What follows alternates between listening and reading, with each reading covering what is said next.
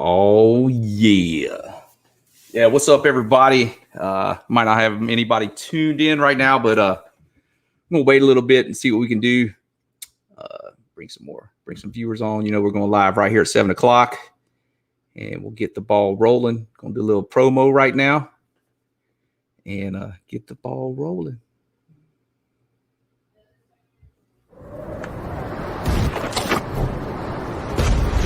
To hell and back is in the job description.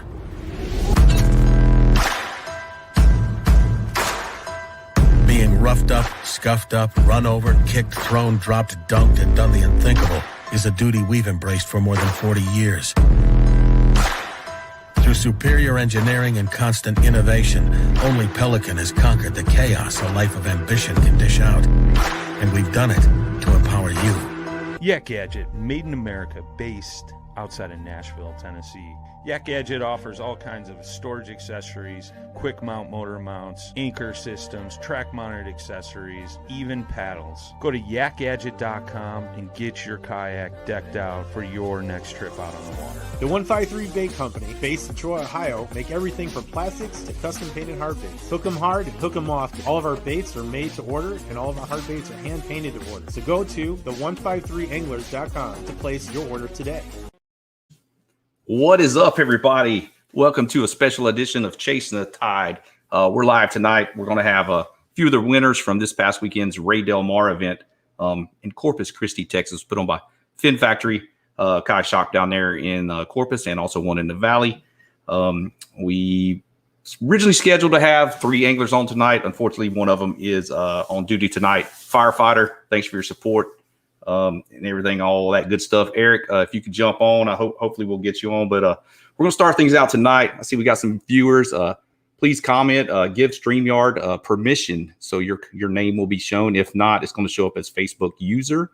And if you do happen to notice that, just type your name in also on your questions if you have any questions or comments, and we'll try to get them answered. But we're gonna go ahead and bring up a couple of our guests on tonight. We have Chris Castro and Thomas Bulger, Tombo, an OG. So we're going to bring Chris on and Tombo on right now. What's up, fellas? How y'all doing tonight? Hello. How's everybody doing? Good to go. Tombo, how you doing, man? I'm rested. Rested In the air conditioning. pretty wore out, huh? Yeah, but a good wore out. Yeah, it's always good cashing the check. For sure. Well, we're gonna kick things off here and talk a little bit about the tournament. And things changed with that. As y'all know, I unfortunately wasn't able to fish the event. But originally that's a dual event. Chris, you wanna talk a little bit about who was that? Nah, you want to talk a little bit about that event, Chris, and kind of give everybody the down low if you don't mind? Yeah, sure, for sure. So Rey Del Mar, definitely the only one that's set up like this in the nation that I know of. Maybe even in the world, if we can even, we'll have to investigate that. But yeah, for real sure. Unique tournament. Rey Del Mar, King of the Sea. It sort of brings together both saltwater styles of fishing and to crown a king. So obviously here in the saltwater, we are always inshore or offshore. Corpus has got that unique fishery to where we can do both. And Mike has done a good job, great idea to put it all together for the kayak fishing community here. And he chips it off every year, except for the last couple of years for obvious reasons. But typically this is an annual tournament. And it's awesome, man, to be able to say, like, to go out there and prove your what you can do inshore and then whip it back offshore for a title crown is pretty unique, man. And that's basically what it comes down to. Bring us your offshore fish, bring us your inshore fish, and prove that you were Rey Del Mar. King of the Sea. That's right. Yeah, that's cool. It's a great concept. I fished the first of the few years we had it. I think we had a break last year, correct? We didn't have one last year. Yeah, I mean, there's a lot going on. Yeah, I can't remember the exact. I mean, was it because of it? Probably. I don't know if it was COVID or if we had hurricanes. Or what happened? It's last one year of them was deals. just funky. It's pretty funky. And Tombo, actually, you in the fished, last, I think the last time we had it was 2000. It may have been longer. Might was have it been 18. So it's Yeah, been a that's the couple last time we years. had it. 18. Yeah. Okay. I think so. Yeah. 17, 18. Tombo, you fished some of those original ones also back in the day. The first couple Rey Del Mars, I believe. Yeah. I did. I won more raffle tickets prizes than anything. Yeah. For those in the know, Tombo is the raffle king. If he's buying tickets, you might as well just put yours away. What's your strategy there, Tombo? Yeah. A lot of the times, the money for the raffle tickets, a lot of the raffle prizes are donated, and then it's like an organization like Heroes on Water. Is that I'm just looking at his donations. If I get anything back, a little trinket, I'm happy, and I give it all at Heroes on Water anyhow. And, True.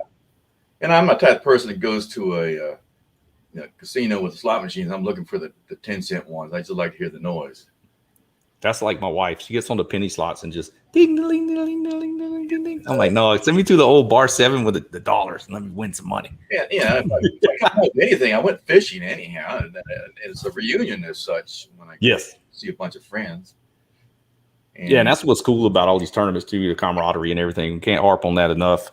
But yeah, this tournament series has been a unique one, with the dual days, one day offshore, one day inshore, redfish targeted, and then the offshore tournament. I know the last one that Mike had great conditions for the offshore days. Unfortunately this year we did have a Hurricane Grace in the Gulf of Mexico. We had some pretty large ground swells from that, 7-8 foot at 9-10 seconds. Good Lord. Kind of made it very it was not possible to fish in that and do surf launches safely and stuff like that on the water. Definitely caused him to regroup. Mike did a good job, and then it made it a 2-day inshore event.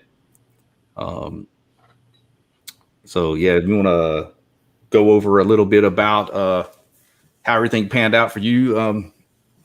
Chris was the day one total weight winner. Yeah, I lucked out and did a little bit of homework about 2 days before, and I don't know. I probably fished more tournaments this year than in a good while, at least in the last 3-4 years.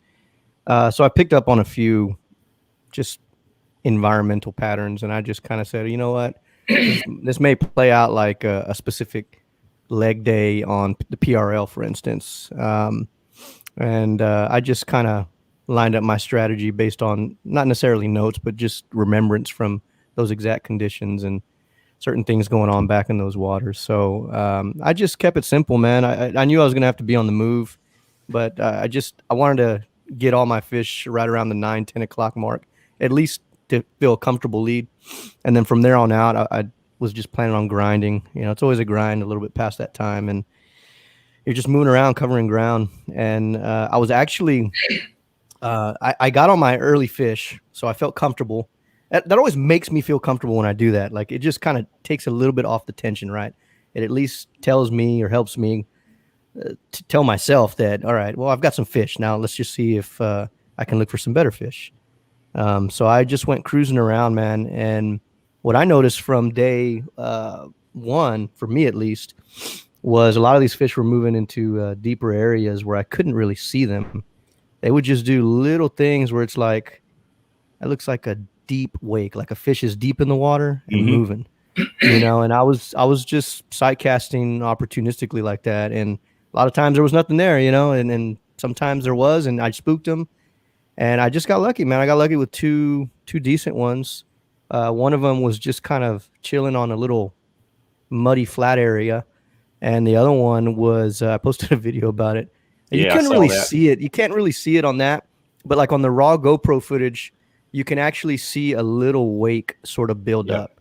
So then I kind of pulled back, flung out, and it ended up being a red that was coming towards me. Yeah, it was pretty much outside your kayak. Yeah, it was pretty intense, man. It was fun, to see that. And that was actually big red for day one. Yeah, it had a funky eye on it. I'll have to release that picture here. It had a weird looking eye. It looked like a zombie reptile eye or something. I don't know. Like a slit, right? Yeah. Yeah. So, Chris, your weight for that day was what, 13.31. It was a live weighing event. Did you have any penalties for Do you have a Yeah, dead I had fish? a half-pound penalty. Half-pound Yeah, penalty. one of mine did not make it. It was I don't know. I don't know what happened. I've changed stringers, um, and I've had a lot better success with this new stringer. And so, I'll talk. I guess we could talk about that later if you want. But it just kind of allows a fish to go a little deeper when they want to, Yeah. and just kind of help them stay cool. You know, you're out there in these areas where I'm at. It's the water can warm up in certain spots, and it's it can do a little number on the fish. Not to mention just overall stress, yanking them Sure. and pulling them, and we're using motors now. Yeah. And I don't know. I feel like I'm losing a little bit more fish to having motors, and I don't know if it's because of the lack of oxygen when I'm pulling them at a faster speed, or it's just maybe overall stress. I have no idea, but I'm losing them, and I'm trying Definitely. to figure it out.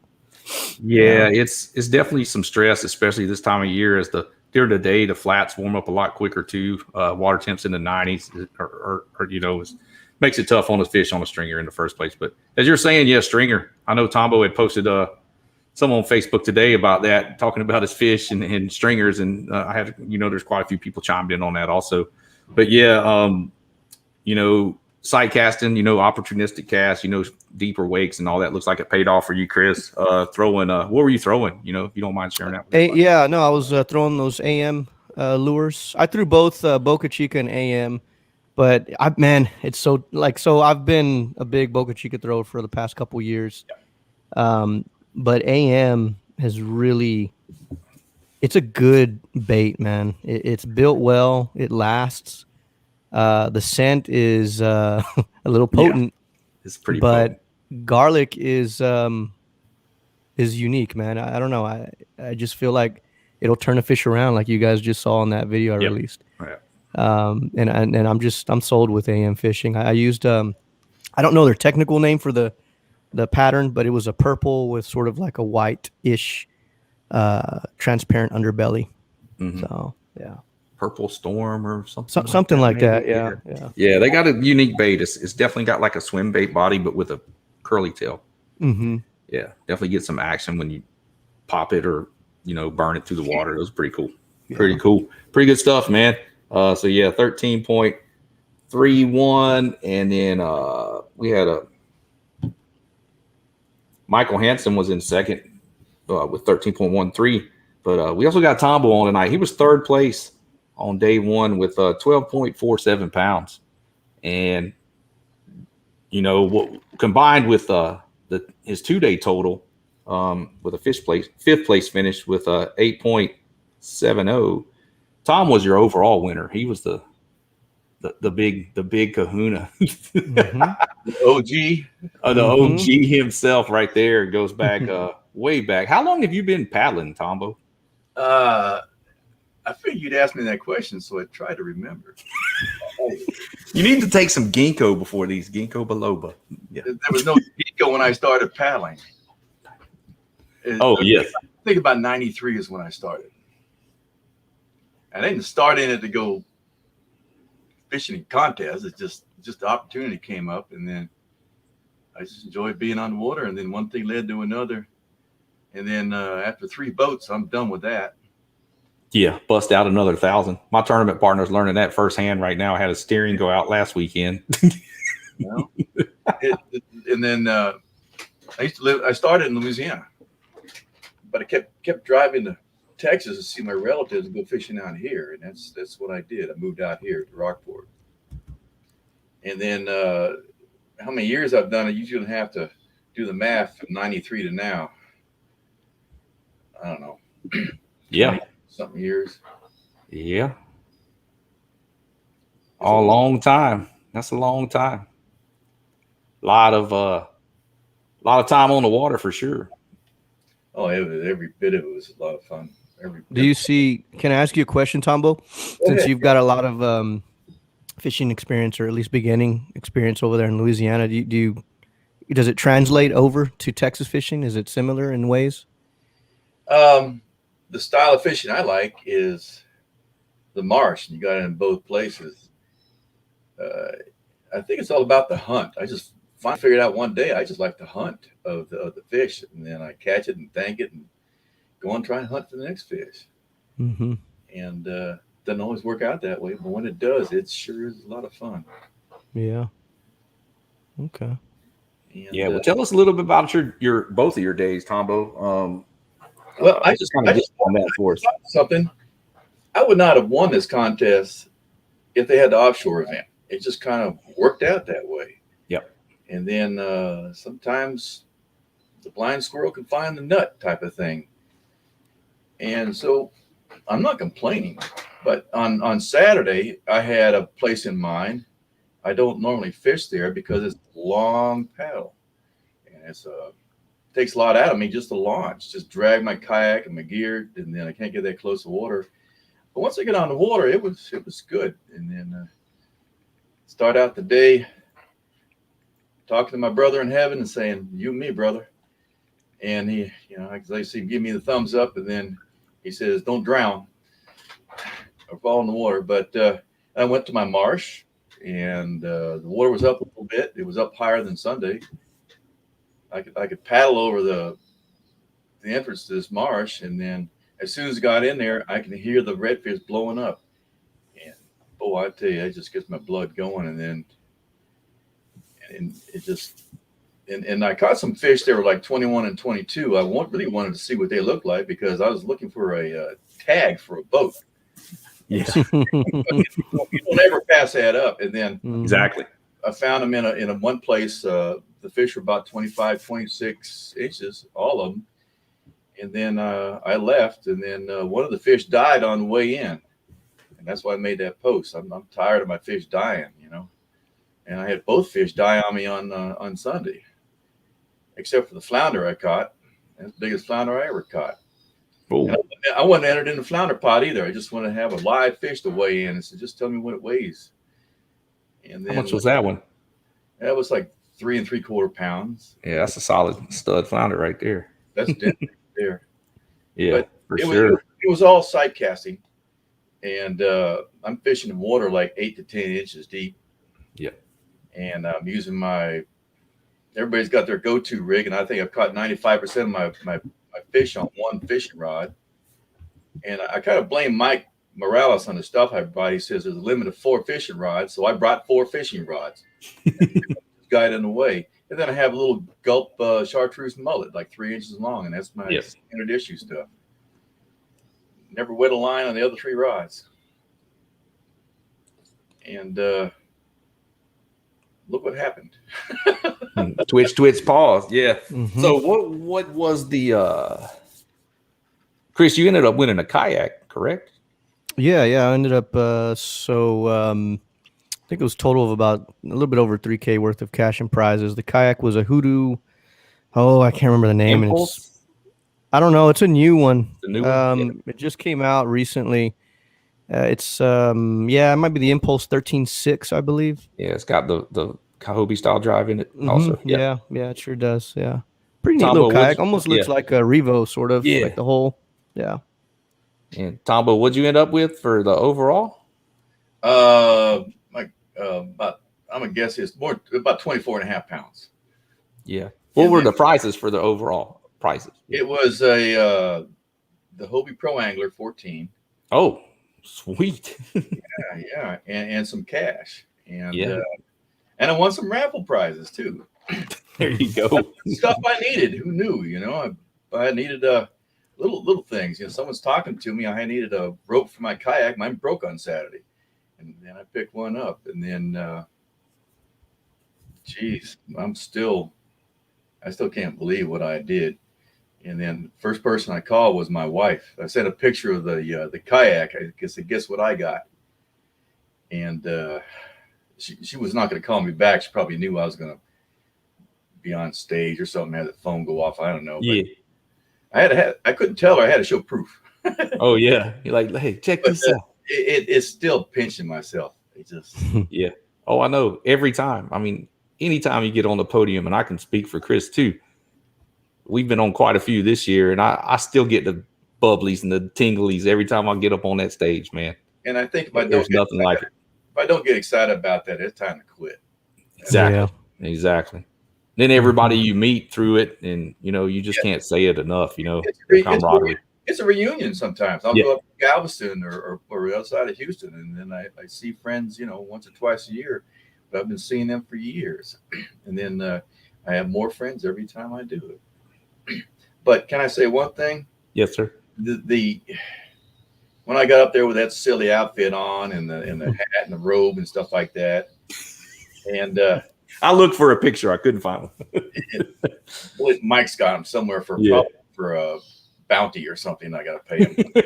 But, probably so. But afterwards, everybody there was real happy for me, and that was what I was blown away, was the support, and then especially that back row in there, man, they were hooting and hollering over anything. But they're all people I know, and then one day it'll sink in a week or two, and I'll be able to. Heck, I'm gonna ride that horse. Never mind. I'm gonna ride that thing all year. I never win anything like that. Ride it, people. I'm ride it. Yep. Let everybody else jump on that cape. You told them. Yeah, I told them. They asked us for a speech. I said, first thing come to mind is just never give up. Yep. I always tell myself, Tombo, sometimes, like, I look at kayak fishing and sometimes I feel like it's a young man's game. But when somebody like you takes, that I have a lot of respect for, and I know a lot of people have respect for you, go on stage, I don't know. It's just like, it's exciting to see, so I think a lot of that comes from, I mean, you probably had one of the biggest cheers I think I've seen all year. And I took it. I don't know. A lot of people didn't see this, but I took a knee and bowed in front of him. I don't know if anybody captured that, but yeah, that was me, man. I'm not worthy. The king. And it was just fun to see you up there, man. And I think that you're setting a bar for all of us. Like we were saying earlier, I hope I can do this for a long time, Sure. I hope I'm as blessed as you are, dude. And I think that's, I think there's a lot to say to that. So I forgot what I was going to say. I'm getting blown away again. Just don't mind me, I guess. You're fine, man. You're fine. Yeah. It was exciting to see you up there, though. I'm happy for you. Stoked for you. And don't let us not having an offshore as an excuse. You conquered both. You conquered the sea that day. Nobody was going to be offshore. So I think it was meant to be almost. Everything came to, and I didn't know I had any chance of winning. If you guys like you were ahead of me, and then I saw some bigger fish. I didn't know who caught them. And then Mike gets up there and he talks about this is a good person and this and the other thing. Well, that described almost everyone in the room. Heck, it described everybody in the room.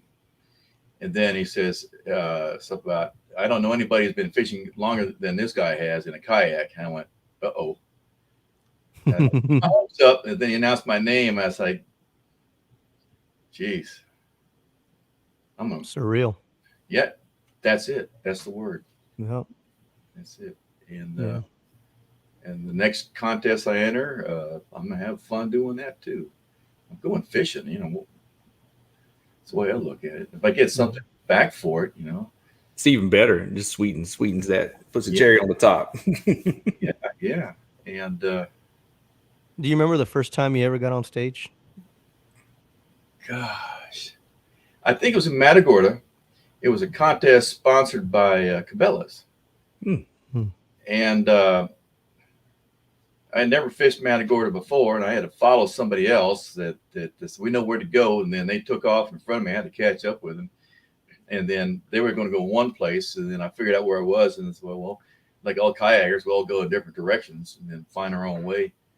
And then I went to a spot, and I caught there was one fish weighing, and I caught a fish that weighed a little bit more than 9 pounds. Wow. And then I had one of those little stick-on things on my fishing rod. I had it on there wrong because it said 25 inches. And I got to the weigh-in, it was 27 and a half. And then it was 9 pounds. I got really hooked after that. Yeah. No doubt. First time you go up, man, you try and replicate it. It's special. And I did an offshore contest. I think it was Kevin Kieschnick did it, the Blue Water Kayak Classic. Yes. And then that year, they had the only category they had was for king mackerel. And I think it was dirty water up to like 10 miles offshore. Go out the rig, and I caught a cobia hanging around the rig. That's game over once you do that. You got it. Yeah. Oh, yeah. And man, to make sure that thing, I heard all kind of stories about them things on a boat, much less a kayak, and then had to make sure it was tied up and quiet and put in a hull, and then brought it back to the weigh-in, and no one caught any kingfish. It's just the water's too dirty. And then I want a kayak with a raffle ticket. That's why I got the raffle tickets. Take advantage of that one. Buy some raffle tickets. I'm an expert at that. Yeah. Buy them. That's all I can say. That's where it began for both things, the raffle and the podium stand. Yeah. That's cool. Man, awesome. Yeah, thanks for everybody tuning in. You know, we're still rolling along here. We got a little bit longer. I didn't want to keep everybody too long. You know, it's the evening here, getting a little later. But yeah, man, that's a big deal. 2 days, staying consistent and coming out on top. Tombo, solid job, Chris, on your win. Thank you. You know, we'll go into a little bit deeper of what we were talking about earlier. You know, I know some people out there might have some more questions. Tombo posted something about stringers today, so if you want to share, you know, what you found out lately, Chris, what stringer's been working out for you and what you've seen. Yeah. So, sorry, I'm chewing on ice. I shouldn't be doing that. It's all good. Whistle. Poco actually got so well. Let me rewind a little bit. During the PRL tournament, which we competed against you a lot here this year, Dustin. I've had 2 weigh-ins, maybe 3, where I'm at least bringing in 1 dead red, and so it's been an issue. You know, I feel like when I'm not competing, they're alive. But when I do compete and I need them, they die on me. So he got me the stringer that Ryan Cash makes from Keep Reelin'. Yeah, Ryan Cash is in the comments right now. What's up? Is he here? How you doing, Ryan? So yeah, I've been using his stringer all year, starting from leg 4, the last leg on PRL, and there on forward. And it's made a pretty big difference, man. I was using just a normal old stringer with just the top floater, and I really needed something that was going to allow me to let these fish swim deeper when they needed to. Yeah. Typically, when I'm losing these reds, it's either because I'm in super skinny water and that water's just baking hot, or I'm just I don't know if mud plays a part. You know, like sometimes when we paddle and we're picking up mud and I'm leaving these little slick trails. I don't know if is there a certain point where enough of that gets in their gills that messes them up? I have no idea. I'm still trying to figure this out, you know. Yeah, for sure. But one thing is for sure is when I'm not picking up mud and I'm not in super hot, skinny water, and these reds have the opportunity to get into deeper water with his stringer, man, they're just a lot more livelier, and it's helped out a lot. Unfortunately, I had to get into some really crazy skinny waters this day 1 of this tournament, and I was picking up a lot of mud. I did lose 1, but I kind of blame it on that because the other red I caught after that slick, and he stayed alive for a good while, but the other one was just kind of turning on me. And you were running what kayak were you running? I was running the new Autopilot 13.6. I had been using it for about 2 weeks, just kind of trying to figure out how I want to use this in a competitive scene. You know, there's some challenges, right? I mean, you're using a kayak that's got a motor on it. You can't get as skinny like a traditional paddle kayak, man. There's and that's part of my strategy is I'm in skinny water. So I had to figure a few things out. I had to tweak the what do you call that? The kill switch, so I get in at least 3 inches of water now, which is now you're talking. When you say 3 inches, now I'm good. I'll use a motor in 3 inches of water, but it's still flurried up a lot of mud. You know, it's still not as silent as a paddle kayak, and I think that played a little bit of a role. But in moderately deep water, anything that's I don't know, 7, 8 a foot deeper, the AP and its or the Autopilot and its spot lock and just everything that you can do to control it is, I think, puts you in good positions to catch fish in harder areas where you would have to either use an anchor or a power pole and create a little mud slick. Yeah. That Especially in the wind or some current. Yeah, Yep. exactly. Yep. Yeah. So Definitely yeah, I played a pays off. huge role. Day 2 was different though. It was a little bit different for me. I didn't catch anything, but that wasn't the stringer's fault. That was my fault. Yeah, we used to tend to have that problem sometimes. The fish are there one day and the next day they're not. It just luck of the draw at times. And like you said, you had a lot more pressure on the water that day with other kayakers in the area too. Yeah, That 2 plays day a big events, role. there are challenges. There are challenges, and it's funny, man. I go back to the PRL. I would always hear like a big topic that these boaters talk about. They don't like to share the weights because of pot licking. You know what I mean? Mhm. So, and there was no. Let me just put this out there. There was no pot licking involved in this tournament. It was just, I think, a little bit of like people shifting and going in areas where they probably were tipped off towards. Yeah. Not necessarily because I was there or something. I just think people were sharing information. And the only reason I know this is because I could tell that they hadn't been there before. Yeah. An angler can always tell when another angler hasn't been to an area by the way that they're fishing, And it happens, right? The sport's growing. It's unfortunate that, there's a little bit of etiquette, I think, that eventually has to be learned. But that takes time. A lot of these anglers are good people. I've made the mistake of one time coming over an old salt and not using the proper etiquette, and I was corrected. I didn't say nothing. I respected it, and you know what? I fixed it. And I knew how to approach situations differently out of respect, and I definitely made sure not to make that mistake again. Because I'm not trying to make enemies. You want friends on the water, not enemies. So day 2 was tough for me. Long story short, a lot more pressure on the water.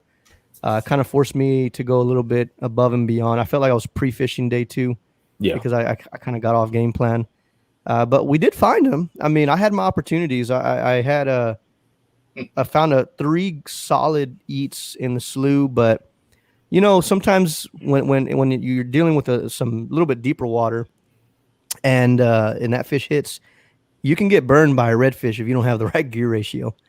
If you have a hard time slowing down your retrieval, sometimes you go with a lower gear ratio to help you out with that.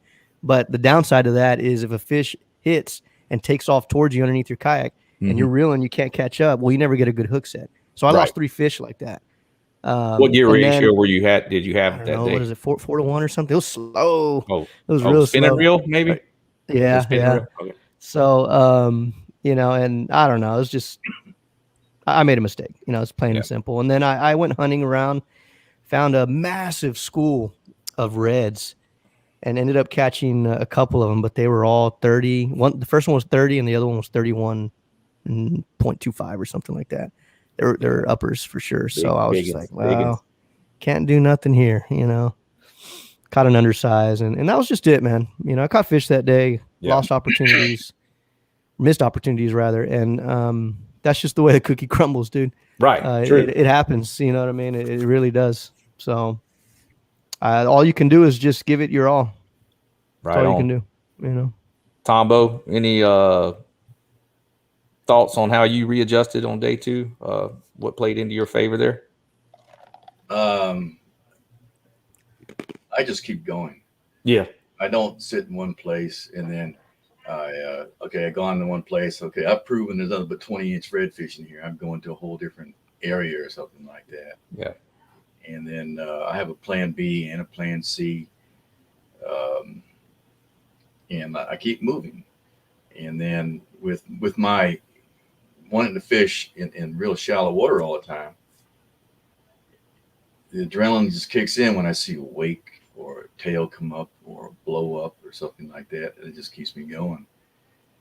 And if I had to do it again, I'd do the same thing. That's the whole part about it. And I stayed mobile the whole time. I even found another place by accident. That was my second fish, so that panned out. Yeah.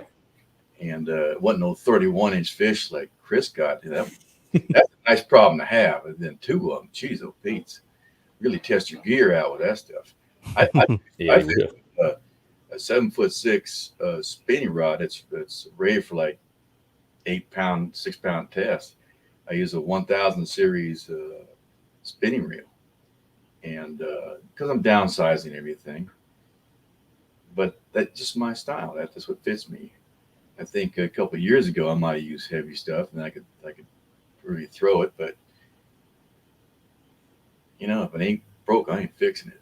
Exactly. A little more on them pressured fish and stuff like that. A little more finesse presentation definitely could pay off. Now I would like to add one thing. If I ever get an invite from Chris Castro, I'm going.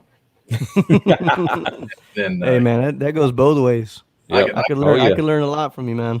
I can learn from everybody, and I still feel like an amateur at this after all these years. But that's what makes it fun. Sure. Right on, man. Any comments? Anybody you want to thank or anything? Go ahead, Tombo. We'll wrap this up here shortly. Foremost, Mike and Jessica for putting on the contest.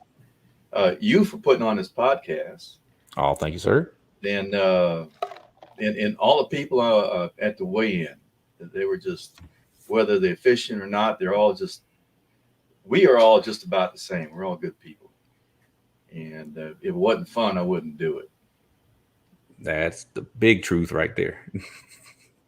Right on, man. Well, if I never win anything again, not even a raffle ticket, I'm happy. I have outdone myself.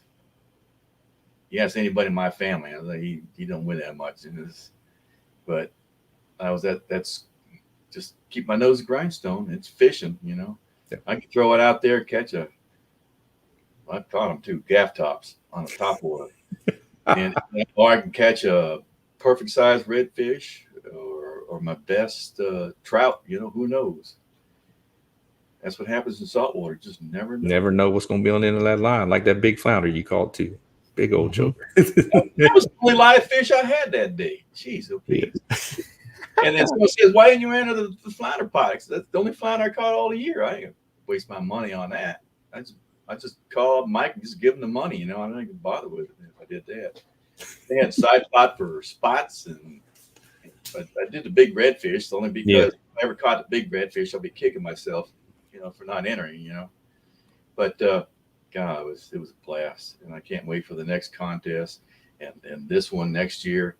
Lord willing, I'm alive and able, and then drag me out of that nursing home. I don't care. There you go. But enough of that. I want to hear from Chris Castro. There you go, Chris. Take the stage. Got anybody you want to thank? Sponsors, all that good stuff. Oh man, I don't know. I mean, yeah, I guess I could thank a lot of things, but man, what Tombo said was great.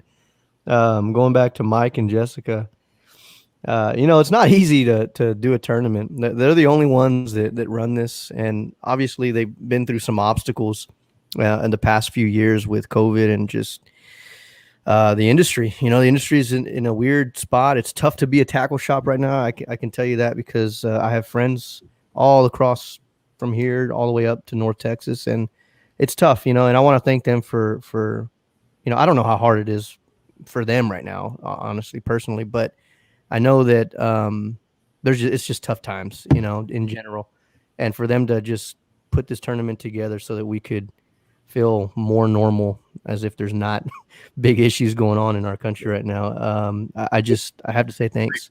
Great point. I have to say thanks, man, because I don't know, we could be doing other things, but I'd rather be out there fishing, win or lose, man. I think that was a great point. Going back to what Tombo said, it doesn't matter, man, if you win or lose. And sometimes, I'll come out and say, this year has been pretty consistent for me. I don't know how long that's going to last. So for Tombo to say what he said kind of makes me, or rather reminds me that, what, I just need to be happy to be out there and fishing and enjoy it. I may have some bad years, man, that's all right, man. As long as I'm out there having fun, I think that's important. And then as far as, some of the companies I ACK, they help me with kayaks and stuff like that. It's all great, man. Much appreciated. Yak Gear. I do love to ride. I'm not the best rider, but I do love to ride. And thanks to all the guys out there that offer me an opportunity to do reports and write articles to highlight our fishery down here. But sure. More than all that, it's just the love of the game, man. Just glad to be doing it. And it's really about it. Yeah, y'all check Chris out. Next Level Fishing TV on YouTube. It also is quite a few articles that come and you see in Kayak Angler magazine. Some other stuff there. He's got some great content. He's a great guy. Tombo, OG of the game right there. We also had another tournament Saturday up on the upper coast there. Saltwater Survival Series had their final tournament of the year. Well, they'll have a team tournament in October, but their final single angler, they had a flounder event. I was just going to read off those standings real quick. Chris Quintero won with a 2 flounder total of 6.64 pounds. Wow. Jansen Miller had 6.02. Billy Ford in third with 5 3/4 pounds. And then Kerry Beeson from the Salty Yak podcast, he had a 5.47 2 flounder stringer. And that's your top 4 from that event. Man. What was that first one? The first one, 2 flounder, 6.64. 2. Oh, okay. So 2 2. Okay. That's pretty decent. Yeah.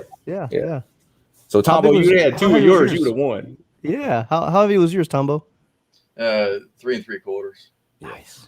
That's good. Yeah, you'd have been right there. You were in the money. 2 of them. You just had to make the drive. Yeah, you've been in the money. I think I caught one that was 15 inches. I would have won the flounder pot if I had entered, because I don't think anybody who was in the flounder pot turned into flounder. Oh, wow. Yeah, you'd have blown that doors off of that with that big one, too. Yeah, well, 1 flounder a year don't make it. Oh, I've caught more this year than I've caught in the last 3 years already. Like, they've been thick in the marsh up here around Port Lavaca. Yeah, well, I caught a few. I wanted to weigh it in, just shows everybody that I did catch a flounder. Yeah, there you go. And I had a live made it official. And I had a live well going in the back of my truck. I had to put something alive in there. It could be a shrimp for all I cared.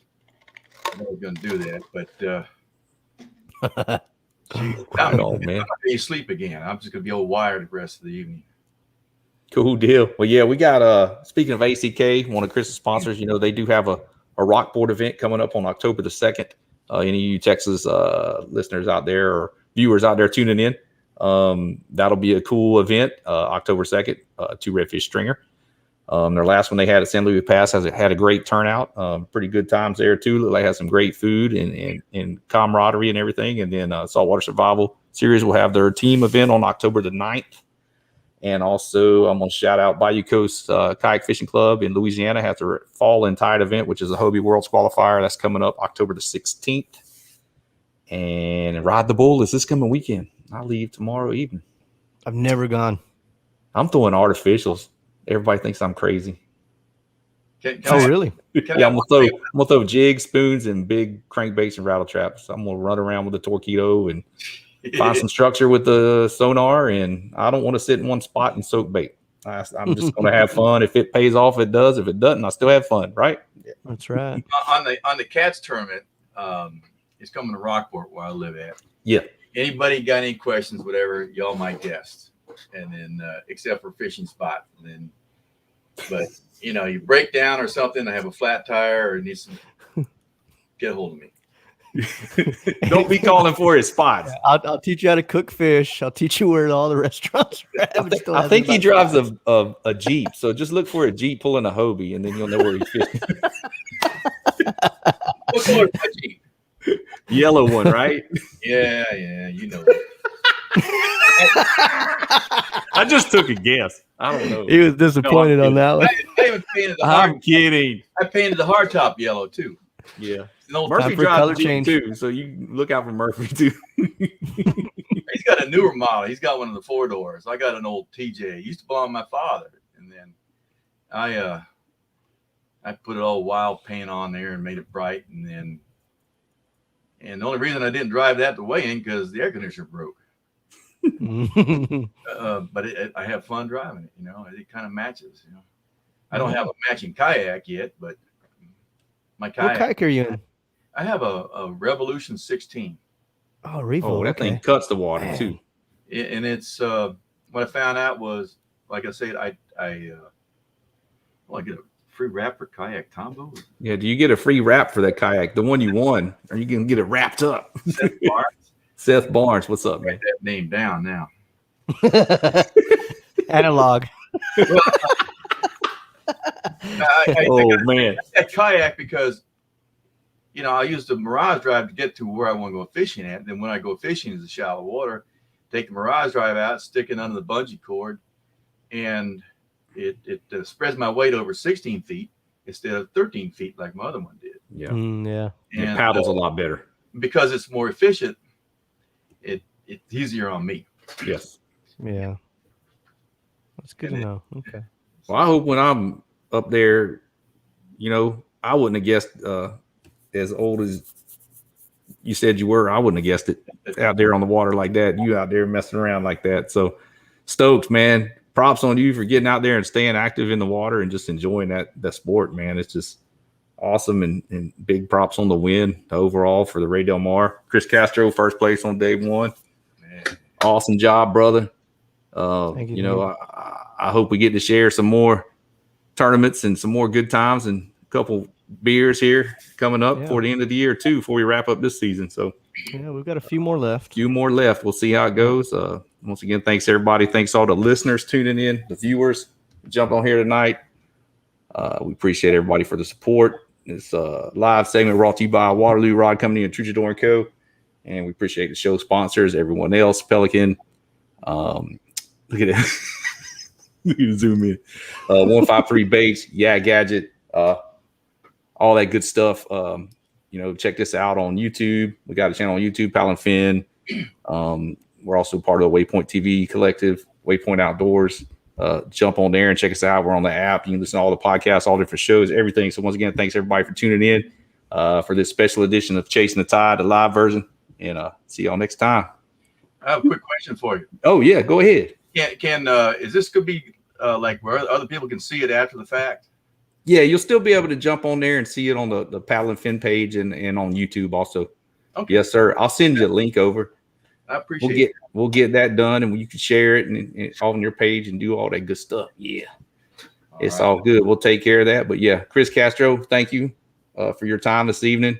Tombo, thank you. Sorry we couldn't get Eric on tonight with he had prior duties with the firehouse, which is all good. First responders, appreciate all their hard work and effort. And we'll catch y'all next time. We're going to try to keep rolling with this with our saltwater tournaments here. I'm going to start trying to cover some more as we have them. And then if anybody out there listening, other regions, areas, Atlantic side, Florida, Gulf Coast, Louisiana, let's get everybody on here, get up to date. We'll start sharing all these tournament results on the saltwater side. 10-4. All right. We out. Peace.